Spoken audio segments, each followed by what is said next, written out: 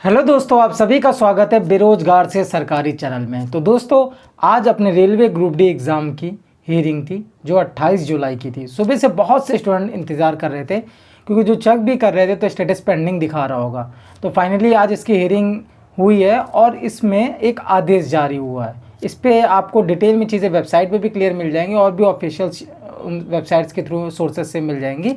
मैं आपको छोटे छोटे फॉर्मेट में सरल भाषा में बताना चाहूँगा कि इस केस की हियरिंग लगभग 4 साढ़े 4 के आसपास समथिंग हुई। टाइम एग्जैक्ट मुझे याद नहीं है, बट जहाँ तक यही टाइम था। और दोस्तों, इस पर क्लियर हुआ था कि स्टे लगा हुआ है इस वैकेंसी पे। अभी के तौर पे इस पे कोर्ट ने स्टे लगाया हुआ है इस वैकेंसी पे। और इस वैकेंसी को क्लियर कह दिया गया है कि 30 डेज़ के अंदर इसका फाइनल इसको क्लियर किया जाए। जो भी इस वैकेंसी का केस है, जो इस नोटिफिकेशन या भर्ती के लिए, इसको पूरी तरीके से क्लियर किया जाए और 30 दिन के अंदर इसको पूरी रिज़ल्ट दे दिया जाए इसका, कि इसमें ITI वाले एलिजिबल हैं कि नॉन ITI वाले एलिजिबल हैं। वो सब डिटेल में चीज़ें होंगी और ये सब आप सब जानते हो। यही चीज़ें चल ही रही थी, इसीलिए कोर्ट में वैकेंसी गई थी कि टेक्निकल पोस्ट या ITI इसमें एलिजिबल होनी चाहिए। नॉन टेक्निकल कह रहे थे नहीं, वो चीज़ें उनके लिए। अब आप समझ सकते हो ये सब चीज़ें, डिटेल विस्तार में बात नहीं करना है, लेकिन बस मैं आपसे ये बोलना चाहूँगा कि इस पर आज हियरिंग हो चुकी है और यहाँ पे इसको क्लियर कह दिया गया 30 दिन के अंदर इसको फाइनल किया जाए।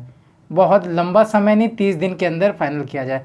अब ये 30 दिन के अंदर अगर दोस्तों फाइनल हो जाती है वैकेंसी, ठीक, इसको क्लियर कर दिया जाएगा 30 दिन के बाद। कैट में जाएगा, ये कैट इसे क्लियर करेगा, इसके ऊपर रिजल्ट सुना देगा और वहाँ पे दोस्तों उसके बाद अब इसकी भर्ती प्रक्रिया स्टार्ट होती हुई दिखाई देगी। अब आपको दोस्तों पता है, फिर अगर रेलवे इसका प्रोसेस स्टार्ट करेगा तो उसमें आपका अगर अगस्त तक ये कोर्ट के द्वारा कहा गया है, तो ये अगस्त तक आपको लास्ट पूरा अगस्त 30 दिन आज से कंप्लीट हो जाएगी। अगस्त में इसका रिजल्ट क्लियर हो जाएगा। और यहाँ पे एक और बात बोलना चाहूँगा, सितंबर अक्टूबर, ठीक, ये दोनों मंथ रहेंगे रेलवे के पास इस परीक्षा को कंडक्ट करवाने के लिए।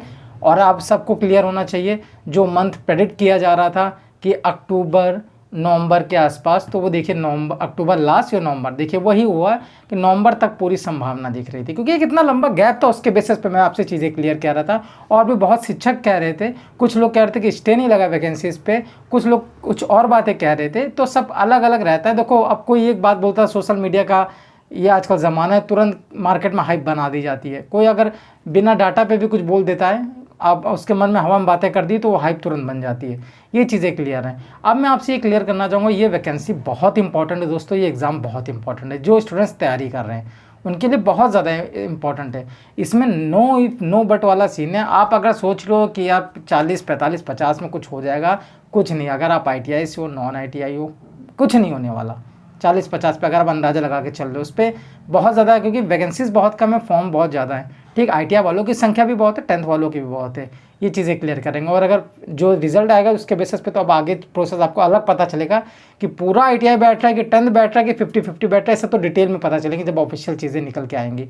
अब यहाँ पे एक बात बोलना चाहूँगा दोस्तों, यहाँ पे जितना स्टूडेंट तैयारी कर रहा है, जितना, अब आप पूरी ताकत लगा देना है अपनी आप को, बिल्कुल रुकना नहीं है। एग्जाम यूँ आएगा, यूँ होके चला जाएगा। जैसे अभी NTPC अंडर ग्रेजुएट का आया था, मैं अपनी हर वीडियो में बोल रहा था रेलवे हमेशा सरप्राइज करता है। तो NTPC का जैसे हुआ था वैसे उसका भी ग्रुप डी का भी क्लियर होगा। ग्रुप डी का प्रोसेस तो आपके सामने चल रहा है, फॉर्म फिल कब हो चुका है, कोर्ट में वैकेंसी थी, स्टे चल रहा था, उस पर जो भी थी हियरिंग वगैरह चल रही थी। और जैसे रिजल्ट आएगा, कोई 1 महीने 1.5 महीने के अंदर डेट आ जाए, तो आप पूरा सिलेबस कहाँ से कंप्लीट कर पाओगे, प्रैक्टिस कहाँ कर पाओगे, इतना मार्क्स कहाँ से ला पाओगे, अचीव कर पाओगे उस मार्क्स को, जिससे आप कट ऑफ क्लियर कर दो अपनी कैटेगरी, अपने जोन से। और इस वैकेंसी पे आपकी फैमिली, आपका परिवार, आपका आने वाला कल, फ्यूचर, बीवी बच्चे, सब का मतलब भाग्य डिपेंड करता है। और आपका जो बुरा समय उसको पलट सकते हो आप इसी वैकेंसी से, अगर आप तैयारी कर रहे हो। चलिए, आप ये बात क्लियर है दोस्तों, ये चीज़ मैं आपसे क्लियर करना चाह रहा हूँ। तो बिल्कुल भी आप जितना भी आप सोच रहे थे ना कि अब क्या करना है क्या नहीं करना है, अभी और कितने दिन चलेगा, अभी ये हो रहा था कि अभी कितनी हियरिंग्स आती, आने वाले 2-3 महीने लग जाता, अगले साल हो जाता, एक वो था। लेकिन अब हाई कोर्ट द्वारा आदेश दे दिया गया है 30 डेज़ के अंदर रिजल्ट देना इस वैकेंसी को। अब और लंबे नहीं खींचेगी वैकेंसी, ठीक। ये चीज़ें क्लियर हो गई दोस्तों। फाइनली आप एक अंदर से मोटिवेशन मिल रहा है कि भाई अब पूरी ताकत लगा देनी है। तो वो चीज़ें दोस्तों, ये अपडेट था, छोटा सा एक सरल भाषा में आपको समझाना चाह रहा था, ये चीज़ मैंने बता दी। और इसी के साथ साथ मैं एक बात और बोलना चाहूँगा दोस्तों, अगर आप 10th से भी हो, अगर आप सोच रहे हो कि इतनी कम वैकेंसीज अगर बचेंगी 50% या जितनी भी टेक्निकल पोस्ट पे ITI वाले अगर एलिजिबल हो जाएंगे तो 10th के लिए बहुत कम बचेंगी, तो इसमें तो फुल कंपटीशन करके आपको सिलेक्शन लेने लेवल की मेहनत करनी है। और नेक्स्ट वैकेंसी भी ग्रुप डी आने वाली है। जैसे ही आपकी भर्ती प्रक्रिया का ये जो एग्जाम वगैरह कंप्लीट हो रहा होगा, तब तक नोटिफिकेशन आप नई वैकेंसी की देख चुके होंगे, क्योंकि एएलपी आ चुकी है, टेक्नीशियन नहीं आ चुकी है। 2025 के नए कैलेंडर, दूसरा कैलेंडर के हिसाब से टेक्नीशियन आ चुकी है। देखिए मिनिस्ट्री ऑफ आइसोलेटेड की रिलीज हो गई नोटिफिकेशन, और अब एनटीपीसी बचा है, उसके बाद आएगी ग्रुप डी, फिर से आएगी, जिसे बोला जाएगा 2026 की ग्रुप डी।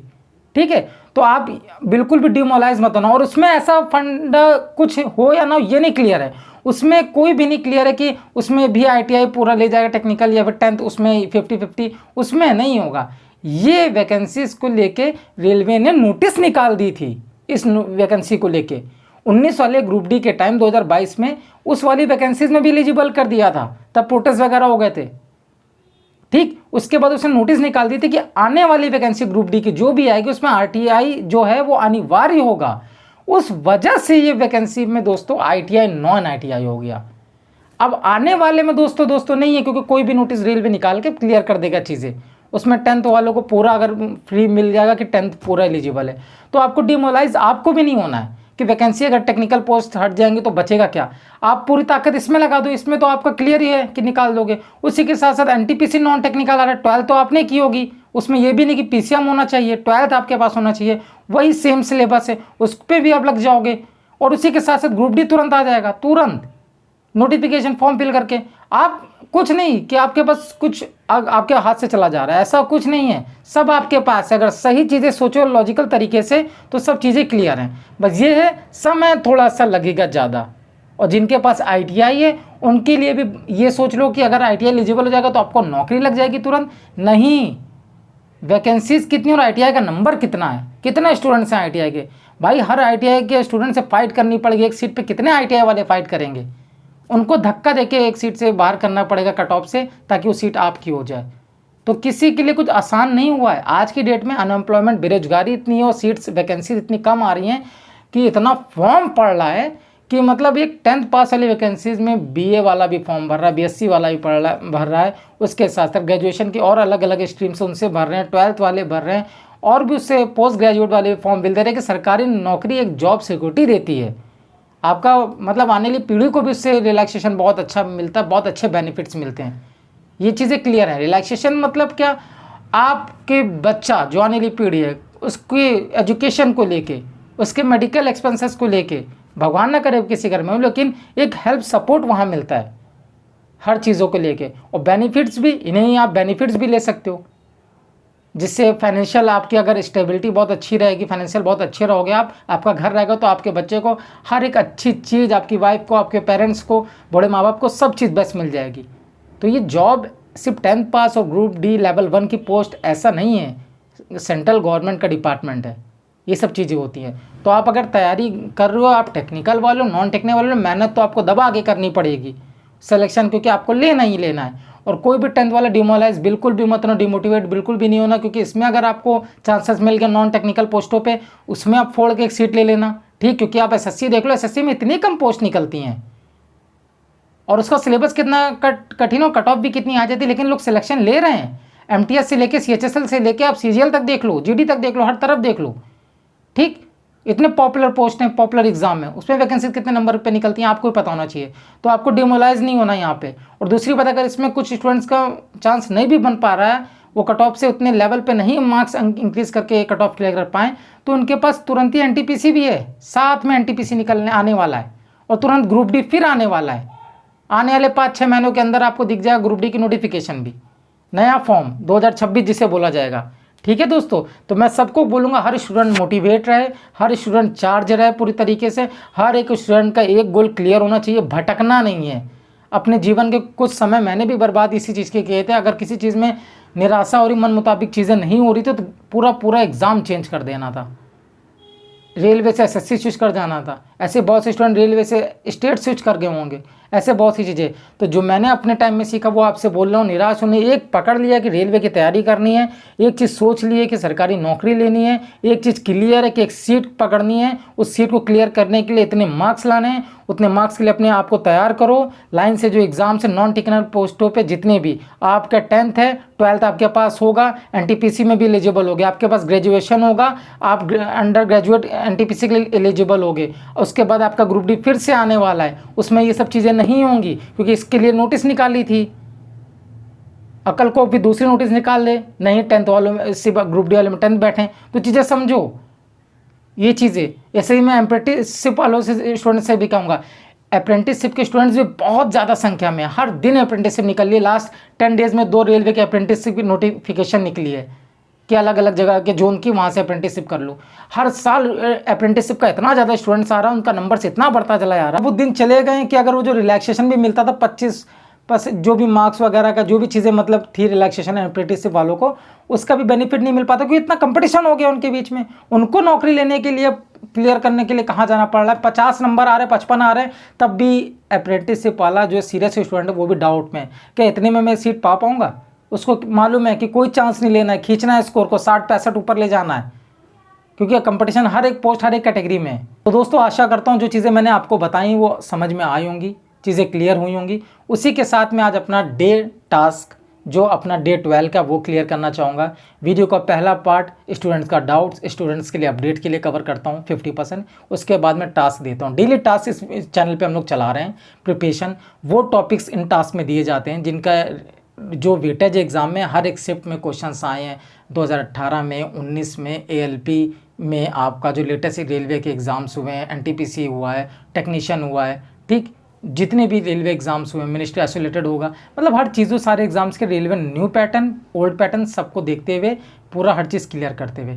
तो यहाँ पे एक चीज़ मैं आपसे और बोलना चाहूँगा दोस्तों कि जो टास्क है इसको डेली फॉलो करोगे तो आप जो हम लोग का टारगेट है 75+ रॉ मार्क्स जो हर जोन हर कैटेगरी से हमें सेव कर सकता है।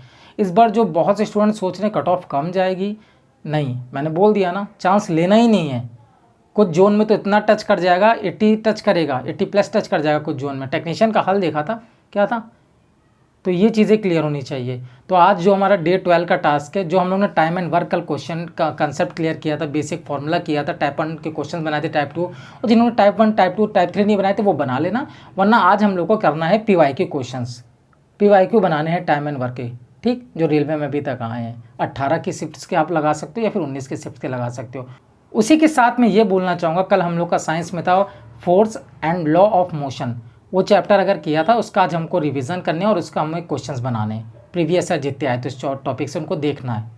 और तीसरा हमारा था कल रैंकिंग, हम लोग ने कवर कर लिया था, रैंकिंग क्वेश्चंस बना लिए थे जो कंसेप्ट क्लियर करने के लिए, फॉर्मूला स्ट्रॉन्ग करने के लिए, चीज़ें बेसिक्स नहीं बनाते वो चीज़ें कर ली थी। आज हमें प्रीवियस ईयर जितने भी 18 या फिर 19 के जितने भी क्वेश्चन आप बना सकते हो ग्रुप डी के, वो आप कर लो ताकि आपकी एक्यूरेसी और स्पीड बन सके। तो वही कल वाले टास्क का आज PYQ है और उस पर प्रैक्टिस और एक्यूरेसी पे काम करना है। ये चीज़ें आज का टास्क है डे 12 का। तो दोस्तों फिर मिलते हैं नेक्स्ट वीडियो के साथ। और प्लीज़ चाहे ITI का स्टूडेंट हो, चाहे 10th का स्टूडेंट हो, चाहे अप्रेंटिसशिप वाला स्टूडेंट हो, बस आप ये जान लेना आप एलिजिबल जिस एग्ज़ाम में होगे वहाँ भी कंपटीशन होगा। आसानी से ना ITI को नौकरी मिलने वाली, ना 10th को मिलने वाली, ना ही अप्रेंटिसशिप वाले स्टूडेंट को मिलने वाली, क्योंकि सबकी संख्या ज़्यादा है और जहाँ संख्या ज़्यादा है सीट कम है, तो इस सीट पे लेने के लिए धक्का मुक्की होती है। वो चीज़ें क्लियर हैं, वो सीट हमारी, वो हमारी, मतलब जो मेहनत करेगा वो सीट उसकी हो जाएगी। और मेहनत मतलब अच्छी करनी पड़ेगी। पर सीट कंपटीशन हर एक कैटेगरी, हर एक पोस्ट, हर एक जोन में, ये चीज़ क्लियर होनी चाहिए।